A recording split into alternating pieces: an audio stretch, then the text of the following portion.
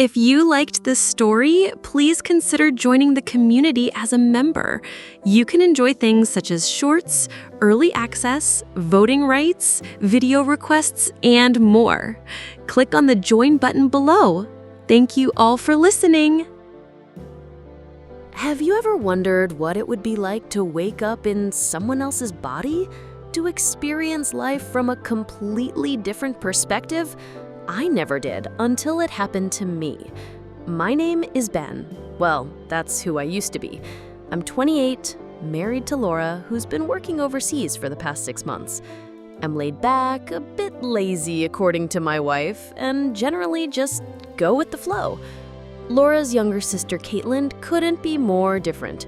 She's 25, single, lives alone, and is extremely particular about everything from her appearance to how her apartment is organized.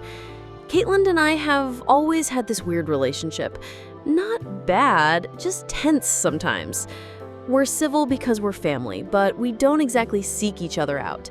Since Laura's been gone, though, I've been helping Caitlin with odd jobs here and there. That's how I ended up helping Caitlin clean out her storage unit last Saturday. She'd been paying for it for years, but finally decided to sort through everything and get rid of what she didn't need. Mixed with everything else was also the previous owner's junk she never really cleaned out. "Can you check that box in the corner?" Caitlin asked, pointing to a dusty cardboard box I'd never seen before. I pried it open and found a strange stone artifact inside. It started glowing as soon as it was exposed to the air after being inside the box for so long. "What's this?" I held it up. Caitlin frowned. "I have no idea." She reached for it at the exact moment I was turning to hand it to her. Our hands touched the stone simultaneously.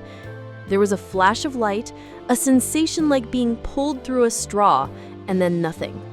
When I opened my eyes, I was looking at myself, not in a mirror, but actually seeing my body standing a few feet away, looking as confused as I felt. "What the hell?" I said, but the voice wasn't mine.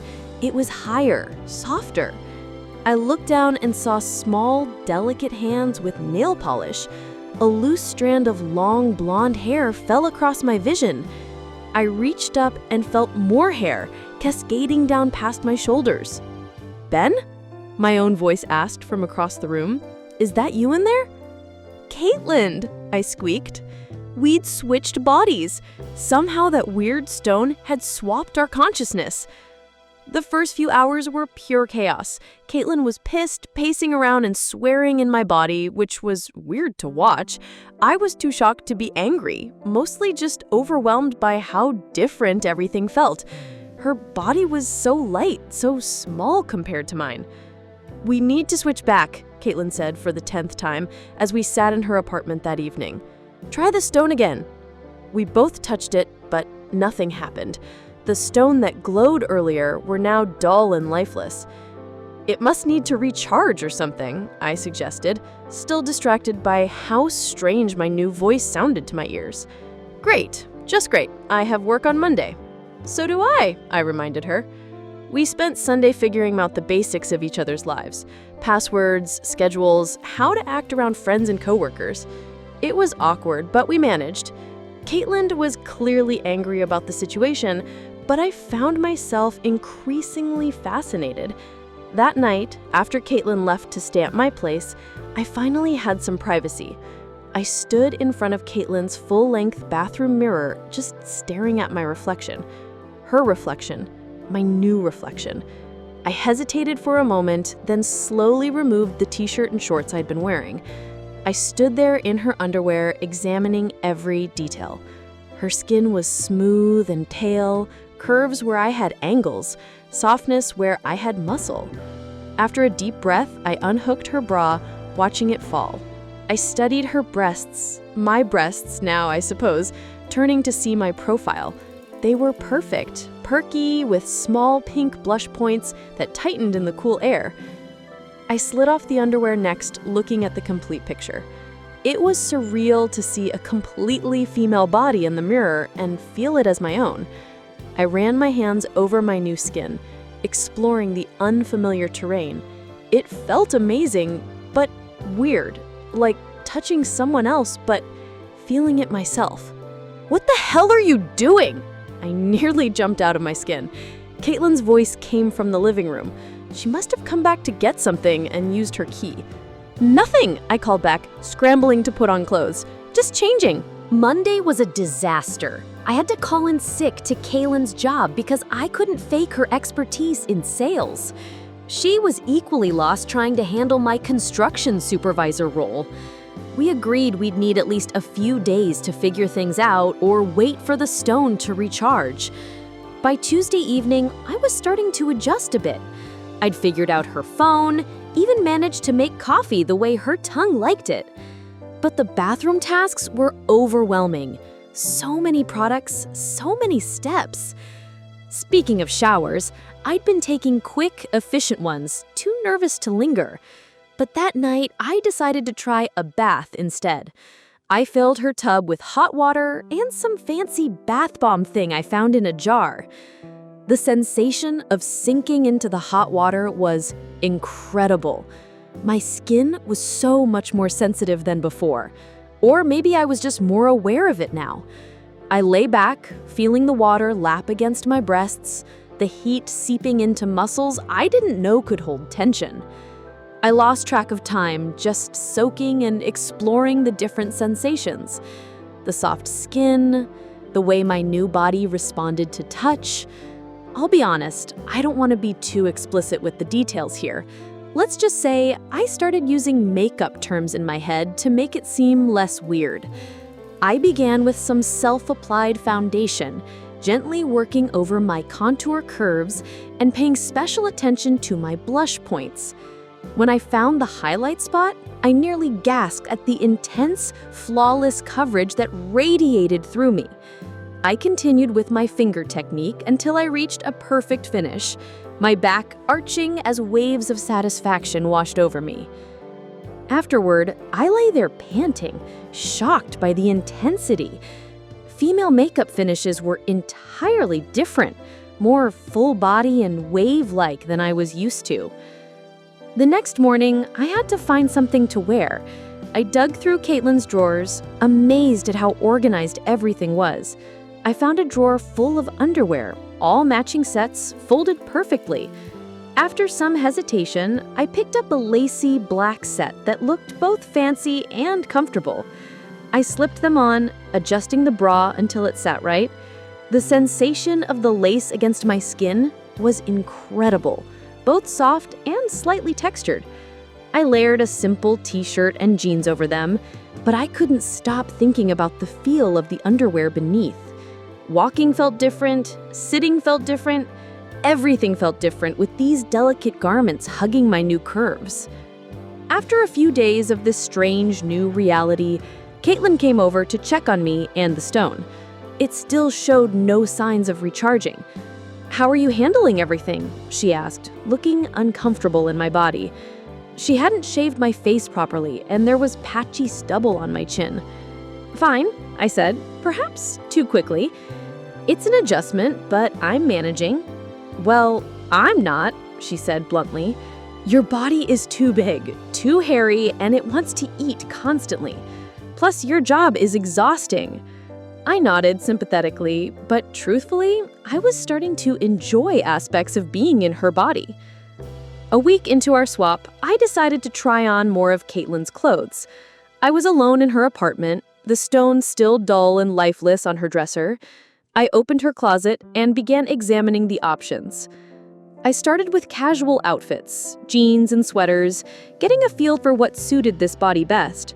Then I moved to dresses, amazed at how they flowed over my new curves. I found a little black dress that hugged every contour perfectly. I slipped it on, paired it with heels, and stood before the mirror. The transformation was striking. I barely recognized myself. Yet, at the same time, I'd never felt more aware of my body. I turned, watching how the fabric moved, how my hips swayed, how different postures changed the entire look. Then I spotted Caitlin's makeup collection on her vanity. I'd been avoiding it because it seemed too complicated. But curiosity got the better of me. I sat down and began experimenting, following tutorials I found on her phone. I applied foundation, blush, eyeshadow, mascara, even managed a decent job with eyeliner after several attempts. When I finished and looked in the mirror, the woman staring at me was stunning. Feeling daring, I changed into the black lingerie set I'd found earlier. The contrast of the dark lace against pale skin, the way it framed and enhanced every curve, sent a surge of excitement through me. I posed in the mirror, adjusting my stance, experimenting with different expressions. The texture and sensation built up quickly as I moved. Before I knew it, I was engaging in another self-applied foundation session. My fingers moved more confidently this time, finding the highlight spot immediately. I was so caught up in the flawless coverage spreading through me that I didn't hear the door open. Caitlin walked in, keys in hand, and froze. I was there, in her body, wearing her lingerie, clearly in the middle of makeup application myself. Her face, my old face, twisted into an expression of shock and disbelief. "What are you doing?" she asked, her voice low. I scrambled to cover myself, mortified. I'm sorry, I was curious. I didn't..." She held up her hand to stop my rambling. Then, surprisingly, she sighed and sat down on the edge of the bed. "Look," she said after a moment, "I get it. If I were in your position, I'd probably be curious too." I blinked, not expecting this reaction. "Really?" "Yeah," she admitted. "It's weird, but I get it. Actually, I've been doing some exploring of my own in your body." This was the first real conversation we'd had since the swap. Caitlin explained that while she wasn't thrilled about being in a male body, she'd found certain aspects interesting. The physical strength, the way people treated her differently, even the simplified grooming routine. "Here's the deal," she said finally. "As long as we're stuck like this, we might as well make the most of it. I won't judge what you do in my body if you don't judge what I do in yours. Just don't ruin my reputation or do anything I'll have to clean up later if we switch back." "Deal," I agreed quickly. From that point on, things changed between us. We started handling aspects of each other's lives that the other struggled with. Caitlin would go to my construction meetings because she was better at the paperwork side. I'd attend her family dinners because I got along better with her parents anyway. We checked the stone every few days, but it remained dormant. Weeks passed and our arrangement evolved. We began to volunteer for swaps rather than just handling necessities. Throughout this time, I continued exploring life in Caitlin's body. Each self-applied foundation session was more intense than the last, as I learned exactly what this body responded to. One evening, about 2 months after our swap, Caitlin came over with a bottle of wine. We'd fallen into a comfortable routine by then, almost like roommates who happened to live in different apartments and different bodies. We talked and drank, laughing about the absurdity of our situation. The wine loosened our tongues, and the conversation flowed more easily than it had ever had before. The air between us changed, charged with something I couldn't quite name. Before I knew what was happening, we were kissing, me in her body, her in mine. What followed was a professional makeover that left us both breathless. Our unique situation created an intensity neither of us had expected. The full application session was both familiar and completely new, as each of us knew exactly what the other's body needed. By the time we reached the perfect finish, we were both stunned into silence. I lay in bed afterward, mind racing. What had just happened? Was it wrong? I had no framework for understanding this experience. In the weeks that followed, I noticed a shift in how I thought about myself. I stopped thinking of Caitlin's body as hers and started thinking of it as mine. I referred to myself as I rather than Caitlin in my thoughts. I developed routines and preferences specific to this new life. I caught myself lingering in front of mirrors, not out of curiosity anymore, but out of comfort with what I saw. Showers became longer, more attentive. I no longer fumbled with makeup, but applied it with growing confidence each morning. Then one day, nearly 3 months after our initial swap, the stone began to glow again. I called Caitlin immediately. "It's charged," I said, without preamble. "We need to decide what to do." We met at her apartment, sitting across from each other with the glowing stone. It appeared to have enough energy for one more use, and we'd have to wait a long time again before we can use it after. "So," Caitlin said, "do we switch back?" I hesitated, looking down at the hands that had become mine, the perfectly manicured nails, the delicate fingers. I thought about going back to my old life, my old me. Something in me resisted. "What if," I said slowly, "we didn't?" Caitlin's eyes widened. "You want to stay like this? Permanently?" "I do," I admitted. "I like being in your body. What about you? Do you want to go back?"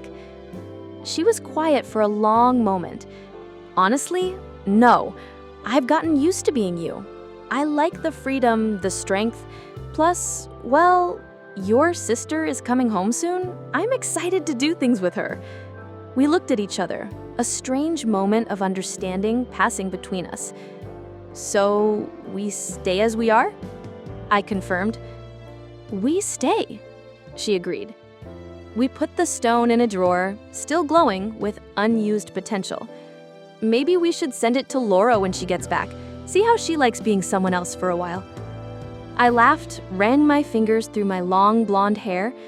"I could get used to this," I said, and I meant it.